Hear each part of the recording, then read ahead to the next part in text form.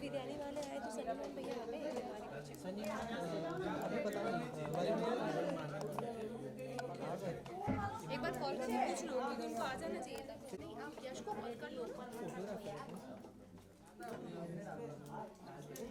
अभी चेक करो। सो चंद्रिका, सबसे पहले तो आपसे ये जानना चाहेंगे, क्या लगता है आपकी जर्नी आपके लिए सेटिस्फैक्ट्री थी या नहीं थी? सबसे पहले जय श्री महाकाल। बात अगर मंजिल की ना की जाए, सफ़र की जाए, तो मैंने अपना बहुत अच्छे से प्रेजेंट किया है। जो मैं हूँ मैंने वो लोगों के सामने आया है। तो हाँ, जब लोगों ने मेरे लिए अपनी राय बदली, वहाँ अंदर जो लोग थे उन्होंने मेरे लिए अपनी राय बदली, तो मैं विन वहीं हो गई थी। मुझे और कुछ नहीं चाहिए था, मुझे ट्रॉफी से प्यार नहीं था, बट ये था कि हाँ जितना चल रहा है अच्छा चल रहा है। आपके हस्बैंड ने मेकर्स को ब्लेम किया है कि अनफेयर डिसीजन है ये। हाँ। तो आपको लगता है इससे पहले जितने इविक्शन हुए हैं, आपको नहीं लगता है कि वो भी काबिल थे? नीरज भैया टॉप 1 पे, यस, तो सबसे पहले उनको एलिमिनेट पोलो, किया।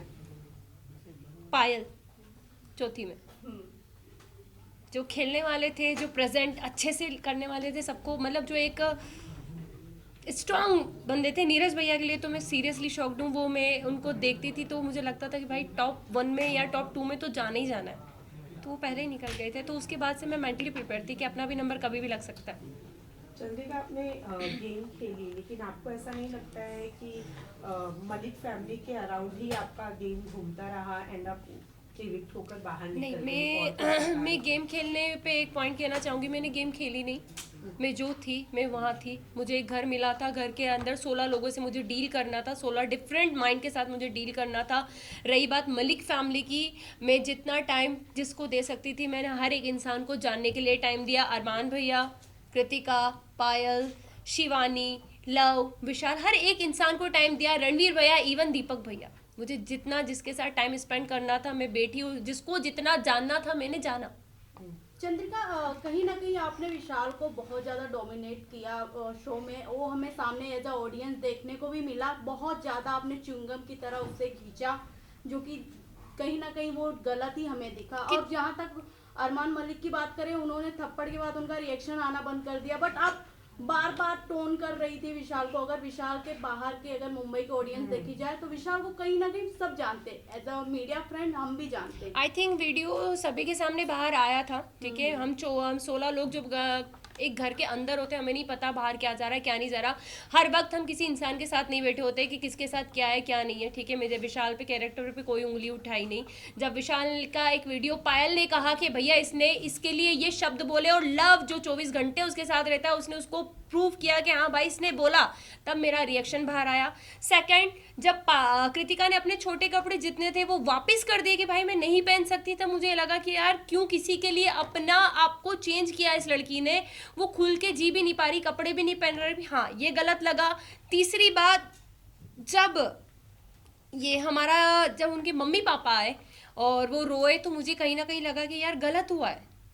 ऐसा मतलब ऐसा फील हुआ कि यार शायद कुछ गलत डिसीजन तो नहीं था मेरे। इसके बारे में राय तो गलत नहीं थी, क्योंकि एक मैं भी मैरिड वुमन हूँ, कोई मुझ पे भी ऐसे उठाएगा, क्वेश्चन उठाएगा, तो मेरे पति को बुरा लगेगा। तो मुझे उस वक्त बुरा लगा, मैंने विशाल का साइड लेना बंद कर दिया। बट जब उसके मम्मी पापा ने बोला, सारी चीज़ें हुई, हाँ मुझे हर्ट हुआ। मैंने उससे हाथ जोड़ के माफ़ी भी मांगी। मैं किसी से वहाँ घमासान दुश्मनी मोल लेने नहीं जा रही थी। मैं किसी को, कैरेक्टर को कभी जज नहीं करती। मैं वो लड़की हूँ कि लोगों ने अभी तक मुझे जज करा है, तो मैं कभी किसी को जज नहीं करती। बट उस घर में जो हमको हाँ या ना में आंसर पूछा जाता, यस या नो, बीच का कोई सीन ही नहीं था। तो हाँ, ना तो ना। बट जब मैं बाहर निकली हूँ और विशाल के कुछ वीडियोस मुझे दिखे हैं, और आई थिंक आप लोगों को भी दिखे होंगे, सबने अपनी अपनी राय दी थी और मैं अपनी राय देती हूँ, विशाल ने गलत किया।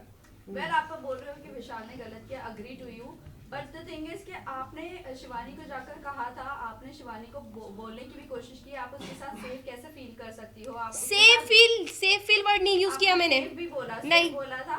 मुझे एक ही सवाल है, बाहर आकर आपको अरमान मलिक के बारे में भी बहुत सारी चीजें पता चली, नहीं चली। मैंने अभी तक मुझे लगता है कि अरमान मलिक सेफ है वहाँ पर लड़कियों के लिए? एक सेकंड में आपसे बात कंप्लीट कर देना चाहती हूँ आपका क्वेश्चन।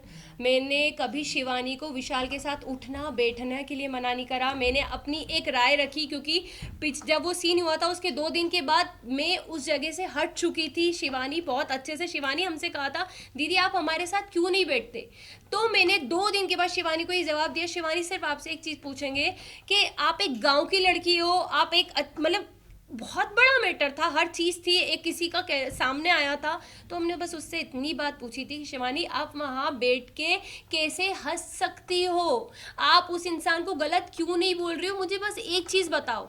मैंने उसको बैठने के लिए मना नहीं करा। सेकंड, अरमान जी की बात आती है, मैंने अभी तक कोई वीडियो नहीं देखे, मैंने मोबाइल भी हाथ में नहीं लिया है। जब उनकी सारी मैं धीरे देखूंगी जो चीज़ हुई है, अगर वो गलत होंगे तो मैं उन्हें गलत जरूर बोलूँगी।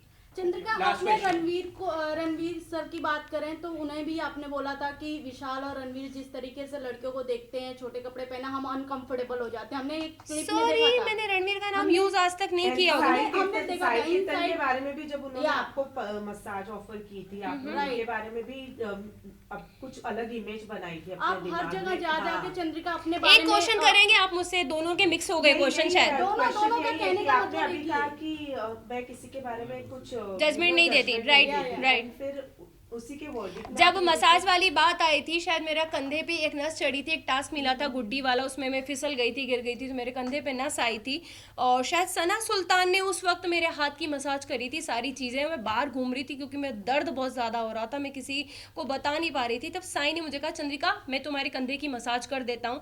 उसको मैंने हमेशा एक भाई की नज़र से देखा है, ज़्यादा बात मैं करती भी उससे नहीं दिखी हुई होंगी, क्योंकि हाँ ज़रूरी नहीं है कि साथ बैठोगे तो ही इज्जत है, दूर से भी इज्जत थी, सलाम था, हर चीज़ थी। बट मेरे को पता था कि मेरा इंसान बाहर बैठा है, मेरा ऑलरेडी लोग मुझे हर चीज़ के लिए जज कर देते हैं। शायद वो उस दिन मेरे कंधे की मालिश करता तो लोग मेरे पति को कहते देख भाई तेरी पत्नी गुल खिला रही है अंदर, देख वो एक, क्योंकि मैं उन चीज़ों से निकली थी, हर एक वर्ड के लिए मुझे जज किया जाता था, तो मुझे पता था कि मुझे बाहर कैसे जज किया जाएगा। इसलिए मैंने कहा था कि भाई मेरा बाहर आदमी बैठा है, शायद उसको वो चीज़ गलत लग जाएगी, लोग गलत समझ लेंगे, क्योंकि अभी भी सेम विशाल के साथ वही हुआ है, बोला कुछ बाहर कुछ आया, सेम मेरा भी यही था कि मैं करूंगी कुछ जाएगा कुछ और। बस थैंक यू सो मच।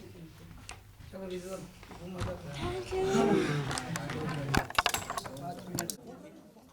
अरे टेबल फिर भी आ रहा है, टेबल थोड़ा पीछे खींच लो ना भाई। चंद्रिका यहाँ पे सेंटर में।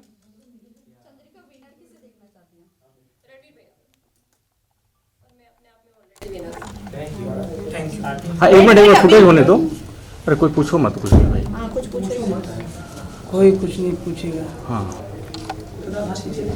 Okay guys done. अरे फुटेज 1 मिनट का चाहिए भाई। Thank Rubina you। आ जाओ। चंद्रिका लोग हो गया गाइस प्लीज। Interview continue.